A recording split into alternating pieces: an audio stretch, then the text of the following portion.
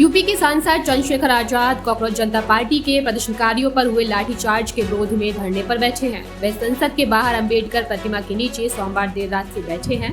मंगलवार सुबह बारिश हुई तब भी नहीं हटे और छाता लगाकर बैठे रहे। उन्होंने एक्स पर लिखा, जुल्म जब भी हद से आगे बढ़ने लगता है वहीं से बदलाव का सूरज निकलने लगता है।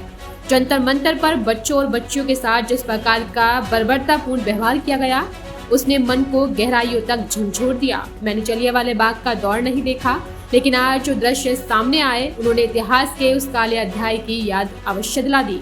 उधर संसद के बाहर अखिलेश यादव ने कहा, छात्रों और युवाओं पर लाठीचार्ज किया गया, आंसू गैस के गोले छोड़े गए, इससे सरकार की छवि खराब हो रही है। डॉक्टरों ने बताया कि कई छात्रों के सिर में गंभीर चोटें आई हैं।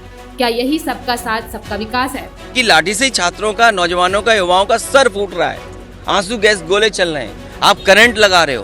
किसने नहीं देखा, किसको नहीं समझा। और दुर्भाग्य देखिए क्या है कि कई मीडिया के लोगों को वहाँ खड़ा होने पर भी उनको भी विरोध का सामना करना पड़ रहा है। इसलिए कम से कम आप लोग भी तो क्रेडिबिलिटी थोड़ा बचाओ।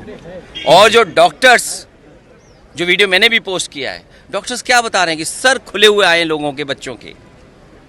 क्या इसीलिए सरकार बनी थी, इसलिए इनका नारा था सबका साथ सबका विकास।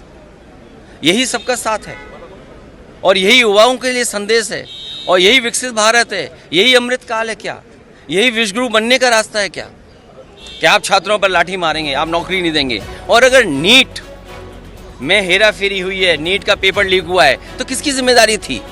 इस सरकार की जिम्मेदारी थी और सरकार ने स्वीकार किया, इसीलिए तो नीट एग्जाम दोबारा किया। और ये केवल दिल्ली में नहीं हो रहा है, देश में जहाँ जहाँ भारतीय जनता पार्टी की सरकार है वहाँ पेपर लीक हो रहे हैं। और यूपी में तो 20 पेपर लीक हुए हैं, एक के बाद एक, और लगातार पेपर लीक हुए हैं। वहीं डिम्पल यादव ने कहा, यह निर्मम सरकार है, बच्चों ने इतना आंसू बहाया लेकिन सरकार को दया नहीं आ रही है। तो ये बताने आए थे संसद भवन तक, उनका मार्च इसीलिए था कि वो सरकार को बताना चाहते थे कि आपका सिस्टम एक तरीके से बीमार पड़ गया है, काम नहीं कर रहा है ढंग से, उनके हितों के बारे में नहीं सोच रहा है। और वही उन मासूम बच्चों को इतनी लाठियां खानी पड़ी, इतने डंडे खाने पड़े, और जो अत्याचार उनके साथ हुआ, बेटियों के कपड़े फाड़े गए, इलेक्ट्रिक शॉक दिए गए, सीधे आप उनके लोअर बॉडी में प्रहार करने से जो कानून कहता है कि आपको पैरों पे मारना चाहिए, मारना ही अगर कोई उग्र हो रहा है, लेकिन आपने उनकी छाती में डंडे मारे, उनके सर फोड़ दिए। तो मैं समझती हूँ इतनी निर्मम सरकार है ये, और इनके इतना बच्चों ने आंसू बहाए हैं। हम पूरा सोशल मीडिया आज बच्चों के आंसुओं से भरा हुआ है, और इनके बच्चों के मोती जैसे जो आंसू हैं उस पर भी सरकार रहम नहीं कर रही है। अभी भी अपने अहंकार के तले ये लोग रिफॉर्म्स नहीं कर रहे हैं एजुकेशन सिस्टम में, ये एजुकेशन मिनिस्टर को नहीं हटा रहे हैं।